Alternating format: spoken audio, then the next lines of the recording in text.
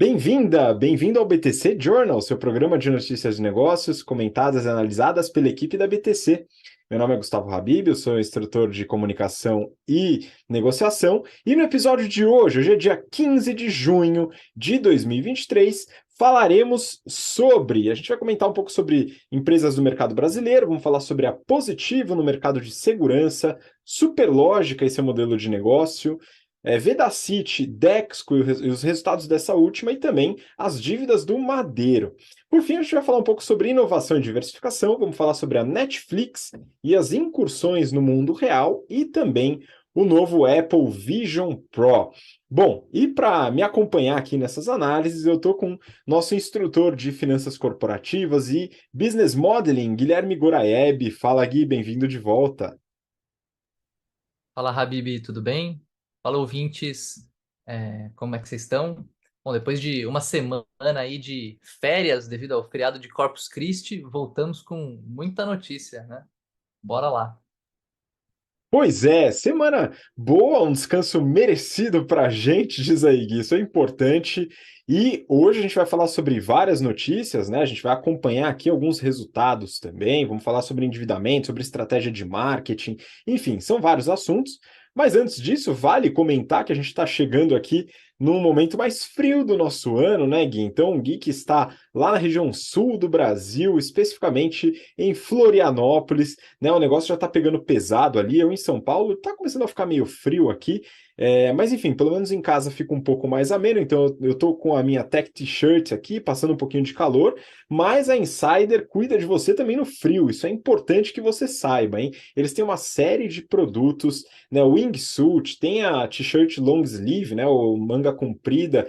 Tem o heavy hood, que é o moletomzão também. Enfim, são várias peças legais para o frio com a qualidade que você já conhece ou eventualmente pode vir a conhecer da Insider Store. Então tem conforto térmico, né? Os produtos eles são sempre feitos com fibras de alta qualidade, tecnologias exclusivas, que elas vão garantir um conforto térmico tanto no calor como também no frio. E o design minimalista, elegante, né? Então não tem aquela preocupação de estar na moda sempre no mesmo momento, você vai estar sempre na moda, porque são designs mais minimalistas, né? E que você vai poder usar sempre sem se preocupar com eventuais estilos específicos, tá? Eles entram em vários estilos.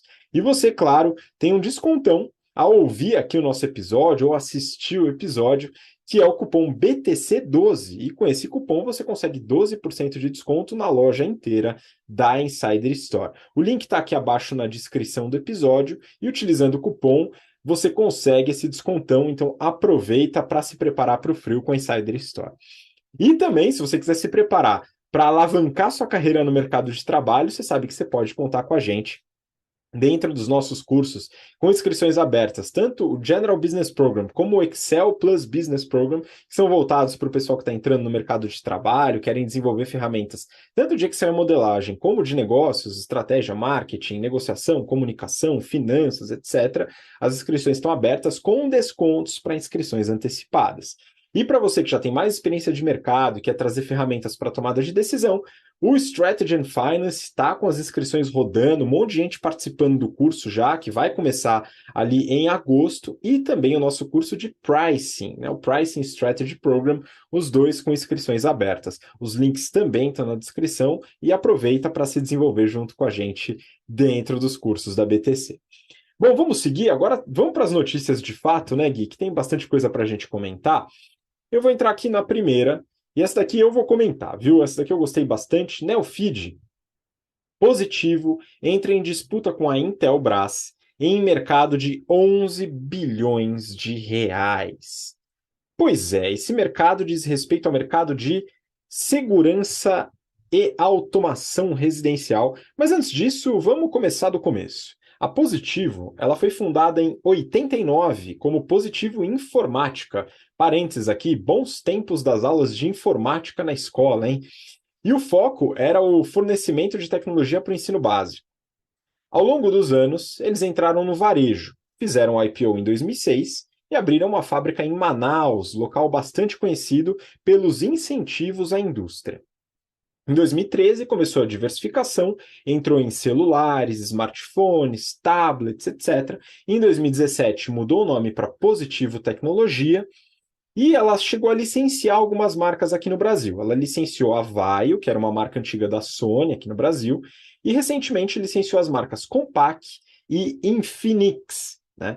Hoje eles têm duas unidades de negócio. A unidade Consumer, que é a unidade de varejo, vamos dizer assim, onde ela produz e vende celulares, computadores, tablets, e a parte de IoT, ou Internet of Things, mais voltado para casa inteligente, e a gente vai voltar nela daqui a pouco. E a unidade corporativa, que também engloba instituições públicas de ensino e que também foca, além dos produtos anteriores vendidos no B2B, também tem softwares e até meios de pagamento. Bom, agora vamos voltar para a notícia. A notícia fala sobre a criação de uma nova unidade de negócios, a Positivo Seg, focada em segurança eletrônica e automação. Com investimento de mais ou menos 40 milhões de reais, a ideia é realizar uma estratégia que a gente aborda muito nos cursos, chamada competição multiponto. Nessa estratégia, a empresa ela busca entrar em vários segmentos já existentes e geralmente com concorrentes bem posicionados para expandir sua oferta de produtos. Essa estratégia ela tem vários pontos positivos, como fortalecimento de marca em várias categorias e também cross-selling, né? A facilidade de você vender produtos em categorias diferentes utilizando uma venda já realizada numa determinada categoria. Segundo o CEO, Hélio Bruck Rotenberg, que também é fundador da empresa, segurança e automação é um mercado de 11 bilhões de reais, como diz o título da reportagem, e que cresce 15% ao ano.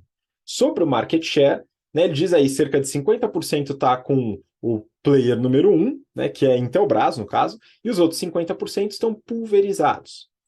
Se a gente pegar os resultados da Intelbras, ela teve cerca de 530 milhões de receita no primeiro TRI, nessa unidade. Talvez não chegue a um mercado de 11 bi com esses 50%, talvez ela não tenha cerca de 50% do market share, mas enfim, é um mercado grande e a Intelbras tem uma liderança que é bastante relevante. A parte de IoT, ou Internet of Things, né, o caso inteligente, ela vai passar a fazer parte dessa nova unidade.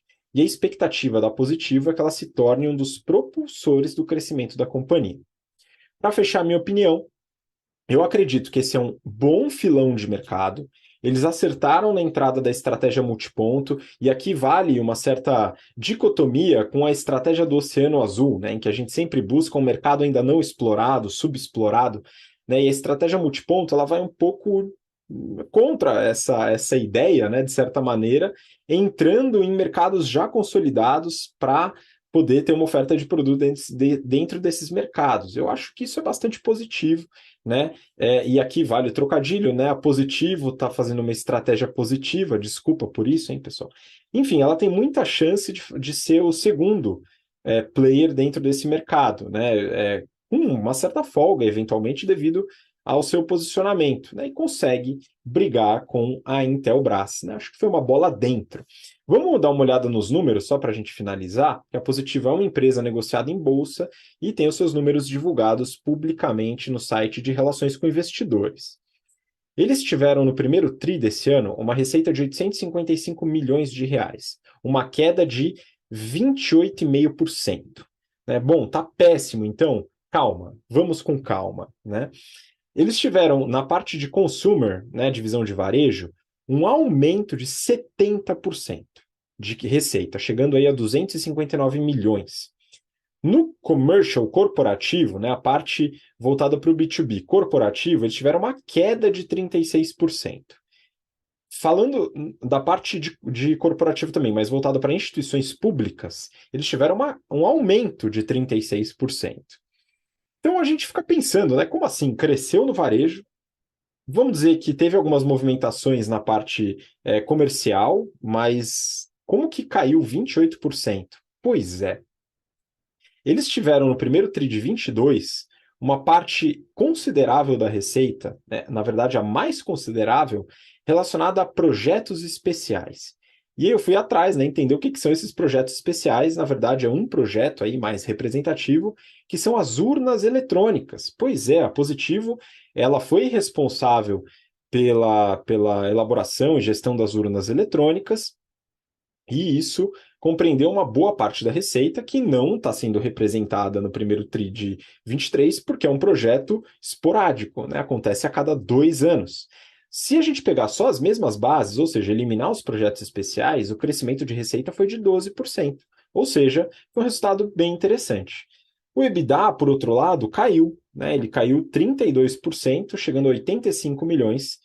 Isso dá uma margem EBITDA de 12,1%, né, que se manteve razoavelmente estável. O lucro líquido recorrente caiu também bastante, saiu de 28 para 9 milhões, margem ínfima de 1,1%. Né?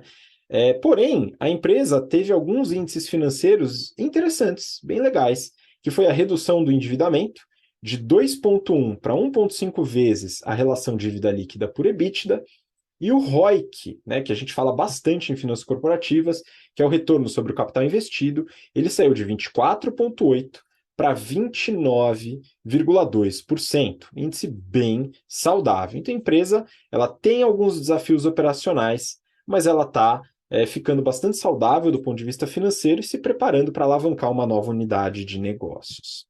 Bom, vamos seguir para a próxima. Próxima notícia, eu peguei aqui do Brasil Journal, e o título é o seguinte: Warburg Pincus dobra aposta na Superlógica. Empresa aguarda janela de IPO. Gui, a gente nunca comentou sobre a Superlógica, então queria que você abordasse aí um pouco sobre a empresa, o que está rolando e esses possíveis novos investimentos. Bora lá.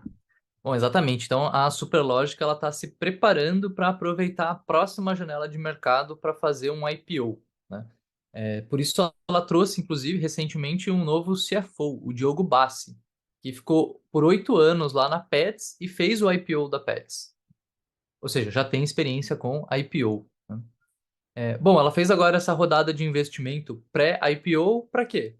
Para conseguir acelerar ainda mais o crescimento, dado que ainda não está num bom momento para fazer uma abertura de capital, né? Um momento de mercado não está tão favorável assim, né? Os valuations andam meio deprimidos.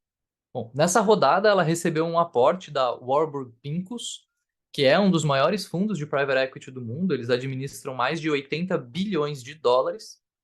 Warburg Pincus que também tinha investido lá na Pets em idos de 2013 e desinvestiram 7 anos depois, lá em 2020. O cheque que eles estão fazendo agora é de 150 milhões de reais, sendo que eles já haviam feito um outro cheque 3 anos atrás, cerca de 300 milhões de reais. Eles comentam aqui que o valuation de hoje foi maior do que o valuation de 2020, o que é algo positivo, dado que nos últimos anos muitas empresas têm perdido o valor de mercado. A própria Pets, que fez seu IPO em 2020, hoje vale metade do que estava valendo há 3 anos. Bom, o líder do fundo no Brasil, o Henrique Muramoto, comentou que, diferente de outras empresas de tecnologia, a Superlógica é rentável e tem margens positivas. São fatores que atraíram o fundo para aumentar a aposta. A Superlógica ela é líder em software de gestão, o famoso ERP, para administradoras de condomínio, né? Um segmento de mercado no qual ela tem se focado e onde ela possui mais de 50% do market share. Habib, eu sou cliente da Superlógica. Na Geek Hunter, a gente usa eles para faturar e cobrar clientes. Então, assim, é um mini RP, funciona não só para quem opera em condomínio, né? Funciona para qualquer tipo de empresa. Bom, um ponto interessante aqui que o Muramoto trouxe ele diz que o valuation, aspas, não saiu barato e o valuation de empresas que não precisam captar nunca vai ser uma barganha. Achamos que foi uma equação justa que ainda deixa bastante upside. Isso me lembrou das aulas de negociação do GBP, aquelas aulas que você costuma dar lá no começo do curso, onde a gente fala do famoso conceito de BATNA, né? Ou seja, a empresa ela é rentável, ela gera caixa, ela tem uma opção ao financiamento dos investidores, que é simplesmente vender para o cliente, pegar aquela geração de caixa, aquele lucro e reaplicar para o negócio, né? Então, o investimento aqui ele vem como uma maneira de acelerar o crescimento e não como uma linha de sobrevivência, né? A última e única alternativa que uma empresa que queima caixa, que não dá lucro, consegue. Isso deixa a empresa numa posição muito mais confortável para conseguir negociar esse aporte com os investidores. Como consequência, aí a gente vê que eles tiveram o valuation melhor agora do que tinha antes. Por quê? Porque eles não precisam necessariamente desse aporte, né? Bom, e qual que é a estratégia da Superlógica para acelerar o crescimento, né? Qual que é o use of proceeds? Como é que ela vai aplicar esse dinheiro para conseguir crescer mais? Eles querem diversificar a receita, faturar não só com os condomínios, mas também com os condôminos. Para isso, ela vai acelerar a expansão do seu super app, o Groove, através de fusões e aquisições. Esse app foi criado no começo do ano com participação da Cirela e da Intelbras, e ele é utilizado para três funcionalidades. Primeiro, relacionado à casa, onde ele pode ser usado para controlar despesas domésticas. Então, você vê ali conta de luz, conta de gás, conta de água, né? Segundo, relacionado ao condomínio, o usuário consegue acessar informações de assembleias digitais, liberar visitantes, reservar espaços de uso comum. E aqui, até fazendo um parênteses, quando eu me mudei aqui para Floripa, eu vim para um condomínio que ele é grande e tem aplicativo, e eu vejo isso em outros aplicativos, em outros condomínios aqui da região também. Tem um aplicativo para você conseguir fazer reserva de área comum, para você receber notificação. E é muito interessante, né? Bem funcional. Quando eu morava em São Paulo, os avisos eram colados na parede do elevador, né? Numa folha A4. Então, assim, é uma tecnologia que funciona melhor quando você consegue acessar direto a pessoa em casa e consegue fazer as coisas em tempo real. O terceiro ponto, eles querem que o aplicativo também intermedie a interação entre moradores, né? Eles querem levar a interação entre os moradores para dentro do aplicativo. Ou seja, além de ser uma planilha para você organizar despesas, além de ser um leitor de PDF para conseguir acessar a informação de assembleia, além de ser o WhatsApp que conversa com para você conversar entre pessoas, né? O Superlógica ainda quer virar o Mercado Livre mais para frente, plugando oferta de produto, serviço no app e gerando uma comissão sobre as vendas. E se tudo isso parece coisa de maluco, olha, cabe lembrar que as receitas de outros produtos além do RP, como conta digital, crédito, sistemas de controle de acesso, já respondem por mais da metade da receita total da Superlógica. Receita essa que em maio fechou em um ARR de 330 milhões de reais, ou seja, mais ou menos 27 milhões de reais no mês, que projetado para 12 meses dá 330. Além de expandir as funcionalidades do app, a Superlógica precisa expandir a sua utilização. Hoje, somente 12% dos 100 mil condomínios são clientes desse app. Além disso, ela também quer expandir a oferta de serviços financeiros para os condomínios. Um desses serviços, seria uma espécie de seguro contra a inadimplência. Algo que o Quinto Andar faz com os proprietários, por exemplo, né? Você coloca seu apartamento para alugar lá, você recebe independente do pagamento de quem alugou, e aí o Quinto Andar vai atrás para cobrar. O que eles querem fazer aqui é cobrar uma taxa para garantir o pagamento das mensalidades de condomínio de todos os moradores. E aí a Superlógica fica responsável por cobrar e ir atrás de quem está com a mensalidade atrasada. Eu acho essa ideia interessante, né? Pensando aqui como alguém que tem um processo de cobrança e precisa fazer isso, né? É um processo muito trabalhoso. E juntar as atividades de milhares de condomínios num lugar só certamente vai trazer ganhos de escala, né? Melhores práticas que eles conseguem utilizar ali na hora de cobrar tanta gente. Segundo o CEO, esse é um produto que tem um potencial de receita de 5 bilhões de reais no Brasil, o que é 25 vezes a receita que eles tiveram no ano passado, que foi 200 milhões. Ou seja, é uma baita avenida de crescimento. Agora é esperar o mercado melhorar e a gente deve em breve ver um prospecto de IPO da Superlógica. Vamos ver se eles conseguiram executar essa estratégia ambiciosa de crescimento que eles colocaram em prática. Pois é, esse eu tô animadão para ver o prospecto, hein, Gui? Tomara aí que o mercado dê uma retrocedida, na verdade, retrocedida não, é que ele melhore um pouco. Inclusive, ele depende disso aí para as próximas notícias, em breve a gente vai ver, né, como que isso vai ser importante, né? Para a Superlógica, como você falou, ela tem outras alternativas. Então, o poder de barganha tá bom, mas seria um adicional interessante. Uma discussão que a gente estava tendo aqui em off, né, que estava falando com o Guilherme, é que, para mim, como usuário, né, seria interessante ter a possibilidade de pagar o condomínio no cartão de crédito. Né? Isso é uma discussão interessante porque pode ser uma certa dicotomia, né, Gui, entre o meu interesse como usuário e o interesse da empresa, né, e eventuais taxas que ela pode pagar, né? Olhando do lado da empresa, né, como alguém que contrata essas soluções de meio de pagamento, a gente precisa pensar no custo dessa solução e no benefício dela, né? Então, o boleto ele é uma solução que tem um custo fixo, geralmente você paga ali algo como R$ 2, R$ 3 por emissão de boleto, só que ele demora para você ser compensado, né? Ele demora para você fazer a conciliação, né? Então, se você me paga agora, eu não sei em 5 segundos se você me pagou ou não. O que acontece com o cartão de crédito, né? O cartão de crédito ele é muito bom para nesse aspecto de conciliação. O Pix já tem soluções que são muito boas nesse aspecto de conciliação também e que são mais baratas do que o cartão de crédito, né? Então, eventualmente, para um negócio, vale a pena ir para o lado do Pix. A gente tem até uma notícia que a gente não vai comentar aqui, mas que saiu essa semana sobre Pix recorrente, né? Para você utilizar o Pix em pagamentos como o Spotify, né? Onde você não paga anuidade de uma vez, você não trava o limite, mas você tem lançamentos recorrentes ali no cartão. Então acho que pode ser uma solução interessante.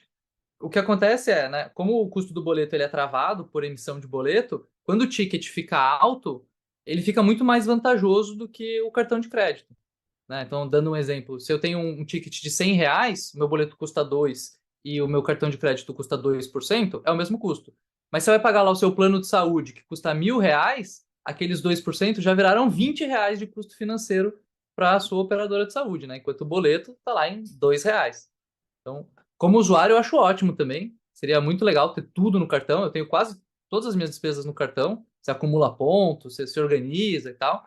Mas para o negócio, não sei, talvez o Pix coma essa fatia de mercado aí mais para frente. Pois é, eu fiquei curioso porque no site da Superlógica diz que eles aceitam pagamento em cartão de crédito, mas eu queria saber se eles repassam a taxa, né? Acho que esse é um ponto relevante para a gente entender. Se tiver alguém da Superlógica ouvindo, acompanhando a gente, quiser deixar um comentário lá no YouTube explicando, fica à vontade. Inclusive, você que está nos acompanhando, pode entrar no YouTube, curtir o vídeo, seguir a gente lá, dar aquela forcinha para o nosso canal lá no YouTube e deixar um comentário com sugestões de temas que a gente pode trazer aqui para o BTC Journal, ok? Vamos seguir para a próxima notícia. Peguei aqui do Brasil Journal e o título é Dexco, CEO da Vedacity, vai para o board. Bom, a notícia do Brasil Journal, ela comenta sobre a entrada do CEO da Vedacity, que é o Marcos Bicudo, no conselho da Dexco. Eu admito que eu peguei essa reportagem porque a Vedacity é um dos nossos clientes aí mais recentes e eu queria convidar você, né, que busca desenvolver seu time, a contar com a gente, né? Pode mandar uma mensagem através do nosso site, né? A gente desenvolve treinamentos corporativos para empresas em vários temas, né? E são treinamentos personalizados para atender justamente o desafio de um time, né? De uma forma bem específica e aplicável, né? A gente tem temas como estratégia, finanças, pricing, negociação, gestão de crise, enfim, todos os temas que a gente pode desenvolver aqui dentro da BTC. Bom, então a notícia, né? Eles falam que a Vedacity é líder em impermeabilizantes no Brasil, foi fundada em 83 pela família Baumgart, que também controla o Center Norte, que é um shopping ali na região norte de São Paulo. E antes da Vedacity, o Marcos Bicudo, ele também foi head da Philips na América Latina. Bom, e a Dexco? Como é que entra a Dexco aqui, né? Talvez você nunca tenha ouvido o nome da empresa, né, porque ela elabora uma estratégia de portfólio de marcas, que é um tema que a gente trabalha nas aulas de marketing. Mas você certamente conhece algumas marcas desse portfólio. Eu estou falando aqui de Hydra, Deca, Duratex, né, algumas outras também que a gente vai falar daqui a pouco. Enfim, a Dexco ela é negociada na bolsa e a gente consegue acompanhar os números, né, mas eu vou dar uma breve resumida sobre a empresa. Em 1950, dois empresários viram a oportunidade de fabricar chapas de fibra de madeira aqui no Brasil, um item que até então só era disponibilizado por importação. Esse foi o cerne da Duratex, cuja fábrica entrou em operação em 1954, em Jundiaí, no interior de São Paulo. Em 1965, eles expandiram o negócio para produzir ração a partir do trigo. Em 67, adquiriram a Hydra, de produtos sanitários, e em 1968 criaram a Duraplaque, que é uma linha de pintura. Ou seja, eles fizeram aí uma bela diversificação. Nos anos 70, incorporaram a Deca e aí entraram no mercado de metais e fortaleceram ainda mais os produtos sanitários. Hoje, eles possuem as marcas Hydra, Deca, Duratex, Duraflor, Ceusa, Portinari, Castelato. São as principais marcas deles hoje. Vamos dar uma olhada nos resultados, até para colocar isso em números. No primeiro TRI desse ano, eles tiveram uma receita de 1,7 bi de reais, contra 2,1 no primeiro TRI de 22, ou seja, tiveram uma queda de quase 20% na receita. Se a gente pegar a divisão de madeira, que engloba Duratex e Duraflor, que trabalha com itens de fibra de madeira, né, a receita ela caiu quase 16%, chegando a 1,1 bi de reais, representando 66,5% quase por cento da receita da companhia. A parte de metais e louças, ou seja, estou falando aqui de Deca, Ceusa e Hydra, eles tiveram uma queda de 22% na receita, chegando a quase 380 milhões e representando 22% da receita total. A parte de revestimentos, Castelato e Portinari, as principais marcas, caiu 33%, né? Então a crise veio com tudo aí nos revestimentos, chegou a 196 milhões de reais, representa aí cerca de 11,5% da receita. Agora, apesar dos números de receita serem ruins de certa maneira, a margem bruta subiu. A margem bruta ela passou de quase 35% para quase 39, 38,8%, né? Aí cerca de 4 pontos percentuais de aumento. Isso sem contar a divisão da LD celulose, né? Então a gente exclui uma certa divisão, fazer um ajustado. Mas é muito curioso que a margem bruta subiu com queda de receita. Isso costuma ser raro e talvez envolva alguns processos de produtividade na fábrica. Isso é interessante. EBITDA ajustado, né, caiu 30%, chegando a 351 milhões de reais, uma margem de 20%, 20,5%. Né? E o lucro líquido recorrente, ele chegou a 154, que dá uma margem de 9%, uma margem líquida, e caiu também cerca de 30 a 31%, 30,9%, em relação ao primeiro TRI de 22. Ou seja, a gente tem uma parte operacional que está sofrendo um pouco. Mas também a parte de finanças corporativas aqui, a gente também vê que está bastante complicada, né? Eles tiveram uma queda na geração de caixa, apesar de continuarem gerando caixa, né? A geração positiva aí de 67 milhões. O ciclo de conversão de caixa, que é uma métrica que a gente fala muito em finanças corporativas, tá? Que são os dias, na verdade, a relação de dias de recebimento, estoques e fornecedores, subiu de 37 dias para 56. Isso é ruim, tá? Quando você aumenta os dias no seu ciclo de conversão de caixa, isso significa que você muitas vezes vai precisar de mais caixa ali para bancar a operação. E esse aumento do ciclo de caixa está relacionado muito ao aumento do prazo de estoque, que está relacionado à queda de vendas. Enfim, estocou bastante coisa. A alavancagem subiu bastante, saiu de 1,5 para 2,7 vezes dívida líquida sobre EBITDA.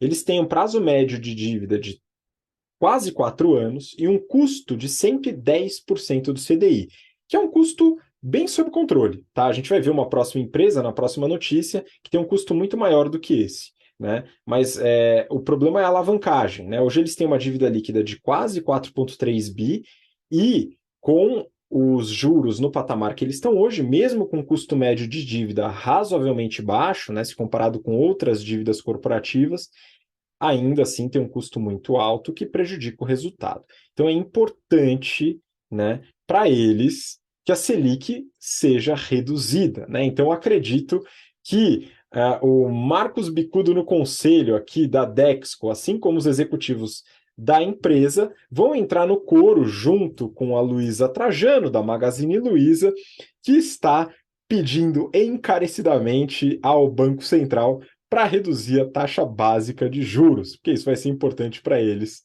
também. Bom, isso sobre a Dexco. Vamos seguir para a próxima notícia, também de uma empresa que eu imagino que vai torcer bastante, viu, Gui, para a queda da taxa Selic. Essa daqui peguei do Globo. Madeiro quer adiar pagamento de dívidas com bancos em mais um ano.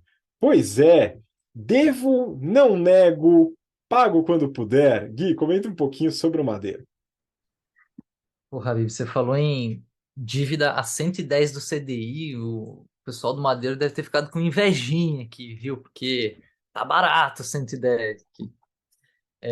Vamos lá para o Madeiro, né? Eu abri o resultado aqui do primeiro trimestre para poder trazer um pouquinho de contexto.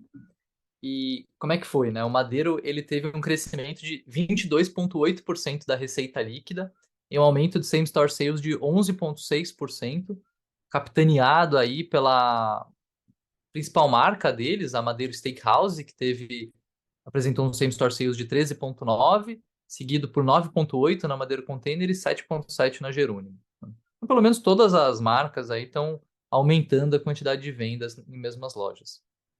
A receita líquida deles no primeiro trimestre ficou em 393 milhões de reais, e eles conseguiram fazer 89 milhões em EBITDA ajustado. Tem 1 ou 2 milhões ali de diferença entre o EBITDA ajustado e o EBITDA de fato. Bom, isso representa uma margem de 22,6%, uma margem EBITDA, né? O que é uma queda em relação aos números do ano passado, onde a margem ficou em 25%, 25,2%. E uma queda ainda maior em comparação ao primeiro trimestre do ano passado. Ou seja, a margem do Madeiro está diminuindo. Isso não é muito bom para quem está bem endividado, né? Esse é o principal problema do Madeiro, a quantidade de dívida. A empresa conseguiu rolar R$ 500 milhões em dívida, emitindo um CRA nesse trimestre, mas ela ainda assim queimou R$ 117 milhões nesse trimestre. Ela está com 120 milhões em caixa e uma dívida de quase R$ 1 bilhão, um prazo médio de um pouco menos de 3 anos. Então é uma situação delicada, né? O que eles poderiam fazer nessa situação? Uma solução seria buscar um novo aporte com investidores, né, para alterar a estrutura de capital deles, reduzindo a alavancagem, né, ter mais equity e menos dívida. Não parece ser uma opção que o fundador queira explorar, acho que por diversos comportamentos que ele teve até o momento. Um ponto de atenção aqui é que hoje ele tem 59% da empresa, então uma diluição um pouquinho maior, né, de 10, 20% poderia tirar o controle dele. Outra solução é vender ativos, como lojas, para capitalizar a operação. Eventualmente, eles podem achar um investidor interessado em operar uma loja num formato parecido com o de uma franquia, que injetaria capital na empresa, sem diluir a participação dos investidores atuais. Mas, por enquanto, a solução do Madeiro tem sido emitir dívida, mesmo que seja uma dívida que dificilmente vai ser paga. Inclusive uma dívida cara, né? A gente falou aí de 110 do CDI, Madeiro tem dívida de CDI mais 7,5. E assim, o CDI a 14, né? Ele está pagando mais de 20% ao ano de custo de dívida numa empresa que está dando prejuízo, by the way, né? Falei de EBITDA até agora, mas ela deu prejuízo. Então, assim, não está muito fácil. A notícia aqui que o Globo traz é que o Madeiro quer pedalar as dívidas, né? Ele quer adiar o pagamento das dívidas que vencem em setembro. Ele já está vendo que não vai rolar para pagar e começou a negociar. E o que dá para falar sobre isso daqui? Boa sorte para os credores, né? Quem comprou esse CRA aí do Madeiro, quem resolveu emprestar dinheiro para o Madeiro, boa sorte. Pois é, teve gente que acho que foi convencida aí, né? Eventualmente o Madeiro remunerou muito bem aí os vendedores, né, da dívida do Madeiro ao público geral, né? Enfim, mas é um risco que a gente sempre colocou, né? Um risco alto, claro que o Madeiro pode conseguir eventualmente pagar as dívidas, mas muitos sinais nos mostram que o calote ele é bastante provável, né? Vamos continuar acompanhando a empresa, né? E aí tem uma restrição do Madeiro em relação a franquias, né? Quando a gente fala de abertura de modelo de franquia, que o Madeiro, desde do seu nascimento aí, trabalha com um modelo altamente verticalizado, né? Então eles produzem o próprio pão, eles plantam o tomate que vai no próprio ketchup, enfim, é um modelo bastante verticalizado que talvez dificulte um pouco pelo modelo de negócio a inserção, né, de franquias, ou pelo menos a popularização desse modelo, né? Enfim, vamos acompanhar, talvez fosse um caminho interessante, né, mas vamos ver quais as opções. O Batna talvez não esteja tão forte aí do fundador do Madeiro, Júnior Durski. Vamos ver o que vai acontecer. Bom, vamos seguir para a próxima notícia. Agora vamos falar um pouco de empresas de fora e aspectos voltados para tecnologia, tá? Ou eventualmente até sair da tecnologia e para o mundo real, que é a próxima notícia. Vou pegar aqui do Valor Econômico. Título é: Netflix leva comida da TV para a mesa do seu primeiro restaurante. Pois é, a Netflix ela viu que precisava diversificar e foi um pouco além, né? Bom, eu não sou um assíduo consumidor do aplicativo, mas fiquei sabendo que os programas de culinária realmente fazem sucesso. E aí, aproveitando essa onda, eles vão colocar esses programas para o público na vida real, através da abertura de um restaurante pop-up. Esse é um tipo de restaurante temporário que pode ocupar áreas por um período determinado. E um exemplo de restaurante pop-up são os famosos e nem tão em alta assim, food trucks. Mas é importante entender que eles não são considerados comida de rua, né? Eles, em geral, são pratos gourmet, esses restaurantes pop-up, e englobam até alta gastronomia. E a proposta da Netflix é justamente essa: trazer pratos de chefs renomados e drinks de mixologistas famosos pelas suas séries. Alguns exemplos são Iron Chef, Chef's Table Pizza e Drink Masters, né? São algumas das séries famosas aí que eles têm que estarão presentes comidas e drinks nesse restaurante, que inclusive vai ser instalado num hotel em Los Angeles. E é claro, isso vai muito além, né, da receita do próprio restaurante. Então, possivelmente, o último objetivo aqui é gerar receita através da venda de comida, né? Um dos principais objetivos com essa ação é a divulgação dos próprios programas, visando o aumento da audiência e, consequentemente, de assinaturas para o modelo de negócio principal da Netflix. As experiências ao vivo, elas trazem um engajamento que o online dificilmente traz. Com quem será que eles aprenderam isso, né? Aí você pode pensar, com a Disney? Pois é, enfim. A empresa, ela mostra que a proximidade com o público, através de experiências, fortalece muito outras unidades de negócio da empresa. E é uma forma de cross-sell bem interessante. E, olha só, nem é a primeira tentativa do Netflix nessa incursão. Recentemente, eles criaram um baile e uma loja pop-up inspiradas na série Bridgerton, que eu também não conheço, mas imagino que é inspirado aí nas relações monárquicas do Reino Unido. Enfim, muito mais do que uma estratégia de produto, a gente tem também estratégias de praça e promoção, e a gente aborda isso nas aulas de marketing do General Business Program, detalhando bastante essas estratégias com exemplos de varejo, indústria, tecnologia e outros setores, e que podem contribuir bastante com o resultado. Recentemente, a gente comentou sobre a nova assinatura da Netflix aqui no Brasil, mais barata, com anúncios, e como seria interessante medir os resultados. A gente já tem alguns indícios de que não deu certo, porque houve migração de muita gente que pagava mais caro, sem anúncios, para esse novo plano, que não era a ideia. A ideia era captar um público novo, que não estava disposto a pagar a assinatura. Mas vamos avaliar os resultados do TRI da companhia como um todo e ver como é que está. A Netflix, ela teve uma receita de 8,1 bi de dólares, um aumento de 3,7% em relação ao primeiro TRI de 22. Ou seja, estamos falando de uma empresa com um crescimento bastante lento, na verdade, razoável, uma empresa grande, já estabelecida. Se a gente pensar no streaming, são 232 milhões de usuários, que é bastante gente, e um aumento de 5%. Né? E teve, claro, uma pequena redução aí no ticket médio, mas o aumento de 5% é um crescimento estável, né? Um crescimento lento, de um ano para o outro.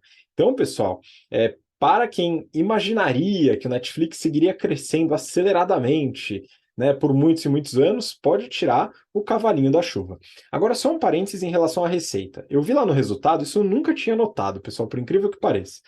Tem uma receita de 31 milhões, que é muito pequena em relação ao total, né? Mas, enfim, 31 milhões de dólares não é troco de padaria, né?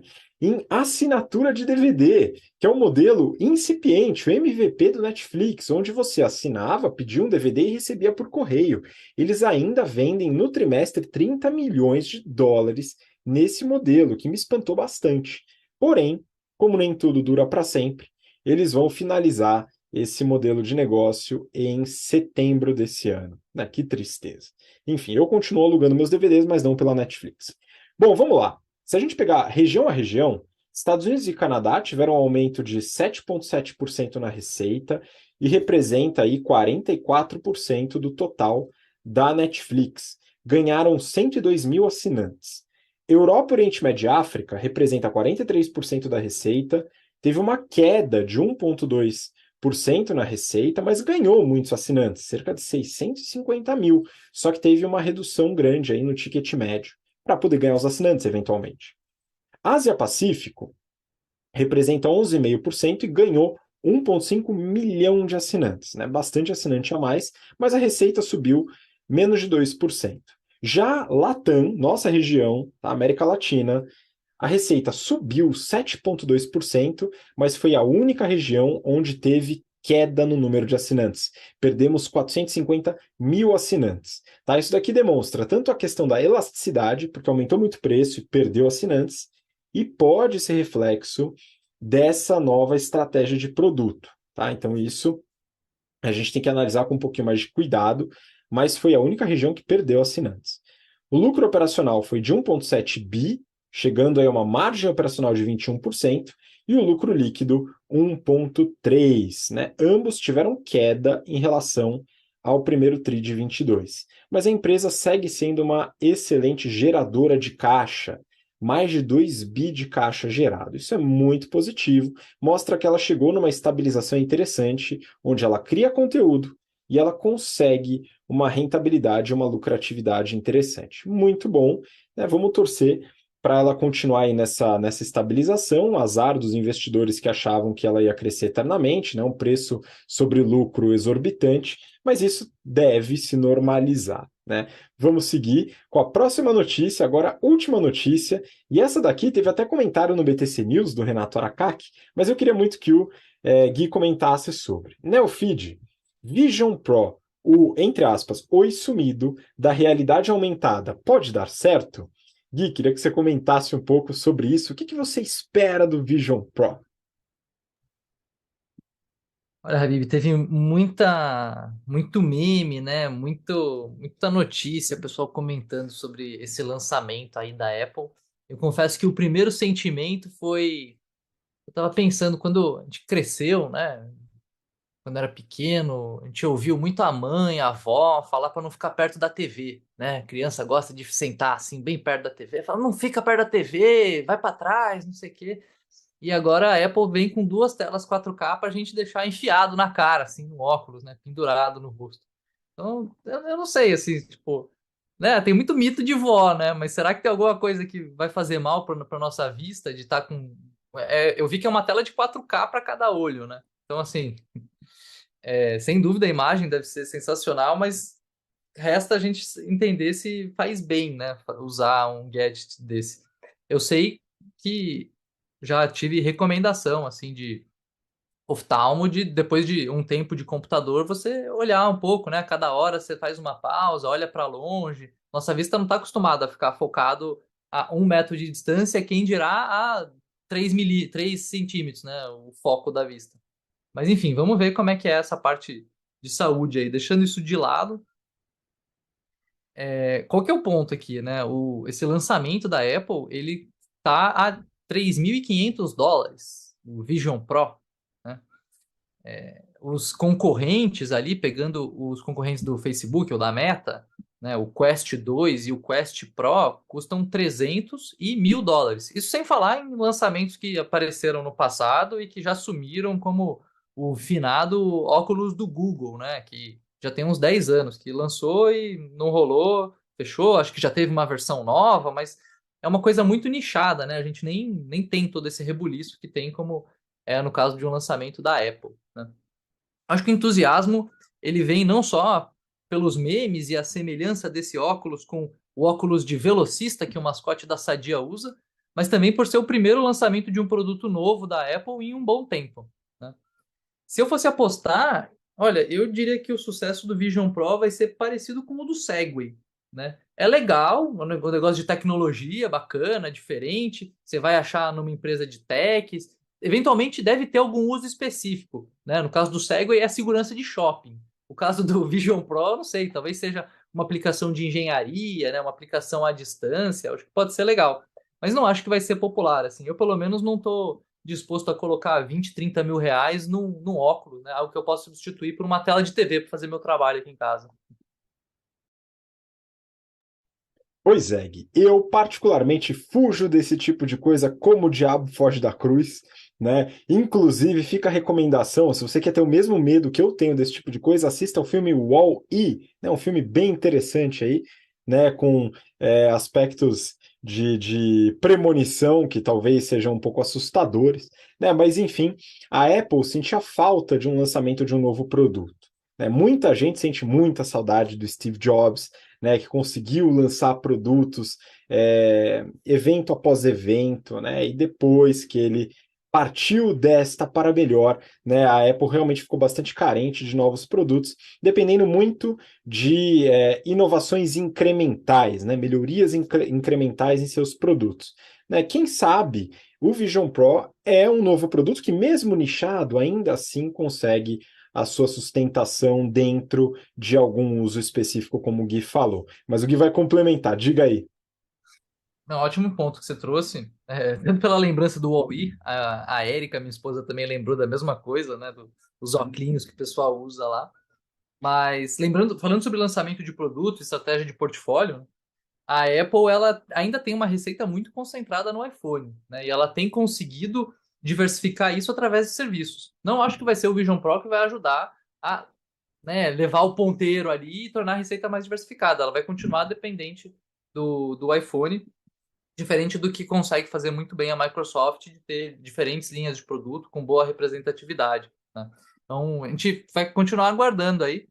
Gosto muito da Apple, tenho o celular deles, não tenho computador, ainda, né, uso o Excel, e aí para quem usa o Excel, dói um pouco usar o da Apple, é chatinho, mas vamos aguardar, né? Eu acho que, quem sabe, não vai ter um produto aí, seja serviço, seja um produto físico mesmo, que eles lançam que vai conseguir, né? Eu não acho que vai ser o Vision Pro, vai conseguir diversificar mais a receita da Apple. Eu também tenho muita dificuldade de acreditar que ele será o grande representante, né? Acho que a Apple vai continuar dependendo do fortalecimento de outros produtos já existentes, inclusive Apple Watch, AirPod, enfim, próprio Mac, né? Enfim, para poder ter um pouco mais de pujança e conseguir diversificar um pouco mais a receita ainda altamente concentrada dentro do iPhone. E essa foi a última notícia aqui do BTC Journal. Então, hoje ficamos por aqui. Queria agradecer de novo a participação do Gui. Muito obrigado pela colaboração, Gui. Ó, Habib, foi um prazer. Fica aí o pedido, né, pro pessoal da Insider mandar as roupas de inverno pra gente testar aí o blusão, né, a calça de moletom, que parece que ficou bem bacana. Pros ouvintes, né, que se agasalhem também, se preparem que o inverno tá chegando. E bora lá, até semana que vem. Pois é, a gente vai se preparar, viu? E eu já entendi o recado, eu vou falar com o pessoal da Insider, mas eu queria muito agradecer a participação de você que nos ouviu até agora, pelo seu interesse, pela paciência, e nos vemos na próxima semana para mais um episódio do BTC Journal. Um grande abraço, até lá. Tchau, tchau.